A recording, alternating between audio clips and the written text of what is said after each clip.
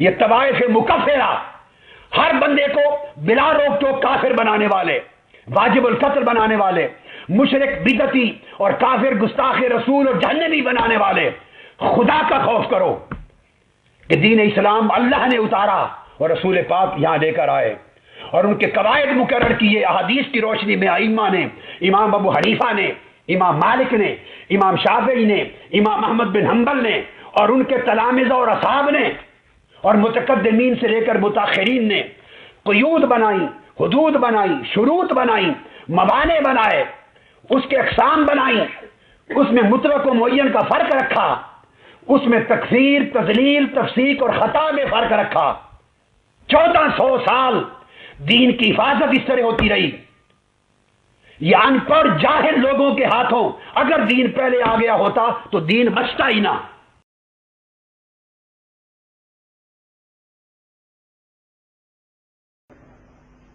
تو کم از کم کیا ہے، علماء کو نہیں چاہیے؟ انہیں پتا ہے کہ اگر ہم نے کیا تو کہیں گے یار یہ بدعقیدہ ہو گیا ہے، یا بریلی دیوبندیوں کو بھائی بنانا چاہتا ہے، یہ دیوبندیوں کو قریب لانا چاہتا ہے، یہ اپنے مسلک کا غدار ہے۔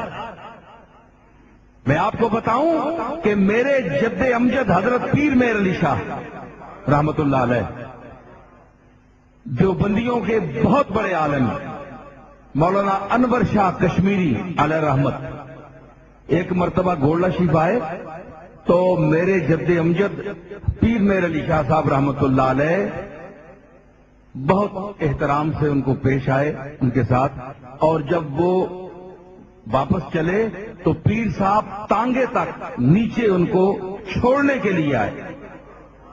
یہ وہی پیر صاحب ہیں جو ویسرائے ہند کے بلانے پر دلی نہیں گئے۔ بڑے بڑے تاجدار اور رئیس اور بڑے بڑے نواب ان کے جوتوں میں بیٹھتے تھے۔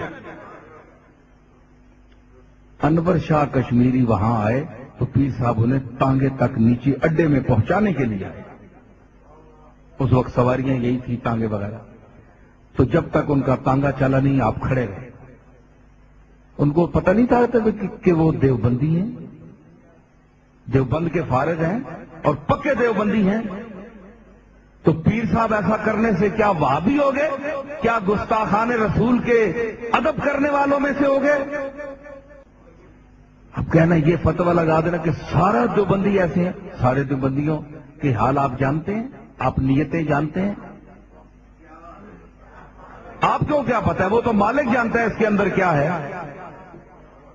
آپ نیتوں کو آپ غیب دان کس طرح ہیں؟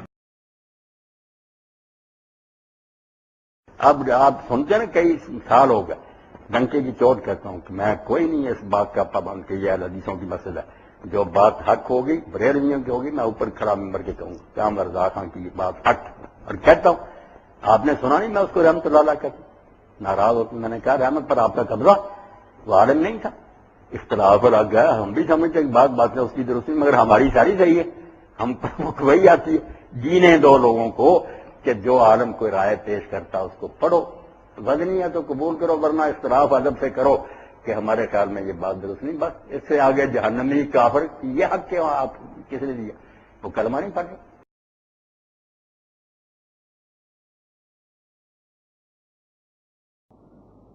اختلاف ہو سکتا ہے، دیانت کے ساتھ ہو سکتا ہے، تفرقہ یہ تم اور میں اور، جب اختلاف اس شدت کو پہنچ جائے کہ چھوٹے چھوٹے اختلافات کے اوپر کفر کے فتوے، تم اور ہم اور ہیں، من دیگرم تو دیگری، یہ تفرقہ ہے۔ اختلاف ہو سکتا ہے، اختلاف امام ابو حنیفہ امام شافعی میں ہوا، ٹھیک ہے،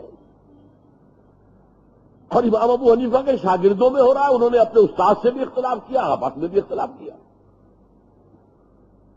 لیکن اس اختلاف کو اپنی جگہ پر رکھیے۔ اختلاف اور ہے، افتراق اور ہے، افتراق فرق، تم اور ہو میں اور ہوں، یہ کام غلط ہے۔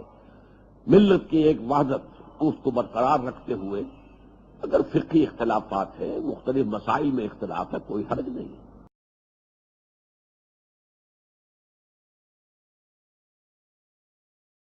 گوارا نہیں کی. دورہ حدیث سے فارغ ہونے والا ہر طالب علم بہت بڑا مفتی نہیں ہوتا. یہ میں خود چونکہ اس فیلڈ میں ہوں میں جانتا ہوں کہ بعض طالب علم صرف ایک سطحی طور پر علم کو پڑھتے ہیں، ان کا مطمع نظر فارغ ہونے کے بعد جاب تلاش کرنا ہوتا ہے، اس سے زیادہ کچھ بھی نہیں ہوتا. ہر ایک ایسا نہیں ہوتا کہ مخلص ہو کے دین کی خدمت کر رہا ہو. پھر وہ جس انداز سے اس عقیدے کو سمجھتا ہے وہ اپنے سمجھے ہوئے انداز کے مطابق سمجھی ہوئی جو اس کی صورت اس کے سامنے آئی وہ عوام کے سامنے پیش کرتا ہے. عوام اس کو ایکسپٹ کرتی ہے اس اعتبار سے کہ وہ ان کے لیے ایک شرعی دلیل ہے، ایک دینی دلیل ہے. اچھا، اب اگر کوئی صحیح بیان کرنے والا عقیدہ بیان کرتا ہے تو عوام کو ٹکراؤ محسوس ہوتا ہے اور عوام ڈبل مائنڈ ہو جاتی ہے. یہ بس خرابیاں ہیں کہ بعض اوقات علم کو گہری نظر سے دیکھے بغیر بعض کسی اور کے نظریے کو قبول کر لینا، کسی اور کی سوچ کے تابع ہو جانا یا گھر کی رسومات کو فالو کر کے پھر اس کو عوام میں عام کرنا، یہ بہت زیادہ بگاڑ کا سبب ہوتا ہے.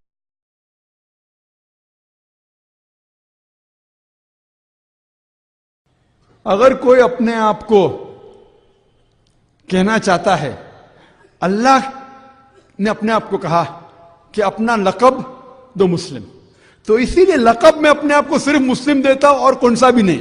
عملی طور پہ پکا حنفی ہوں، پکا شافی ہوں، پکا ملکی، پکا حنبلی، پکا اہل حدیث. لقب سے میں اپنے آپ کو مسلم کہتا ہوں.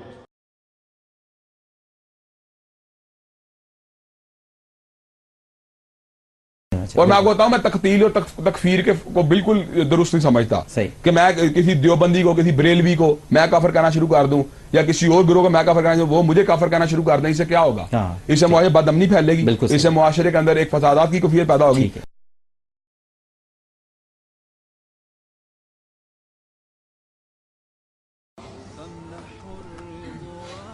کس طرح میرے محبوب نے سب کو سینے سے لگایا ہے.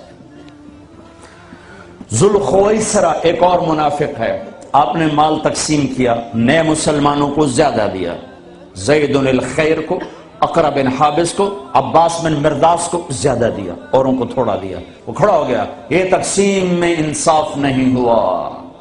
تو میرے نبی کا چہرہ فق ہو صدمے سے، غم سے، فرمایا اگر میں انصاف نہیں کرتا تو پھر کون کرتا ہے؟ تو حضرت خالد بن ولید کو جوش آیا، یا رسول اللہ دانی اضرب عنقہ، مجھے اجازت دیں میں اس کا سر اڑاؤں. آپ نے فرمایا کیوں؟ اس نے فجر کی نماز میرے ساتھ پڑھی ہے. وہ کہنے لگے یا رسول اللہ یہ منافق ہے، اس کی نماز کا اس سے کیا فائدہ؟ میرے نبی نے فرمایا تو نے دل کے اندر دیکھ لیا ہے کہ یہ منافق ہے. حالانکہ سب کو پتا تھا منافق ہے.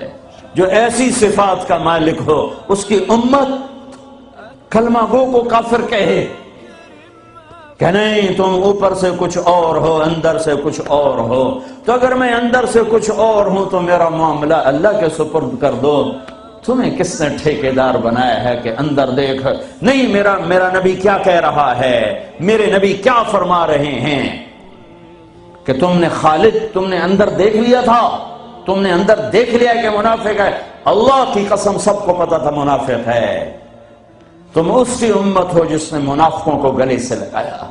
تم چھوٹی چھوٹی باتوں پر ایک دوسرے کے خلاف اتنے دور، نہ سلام نہ نماز.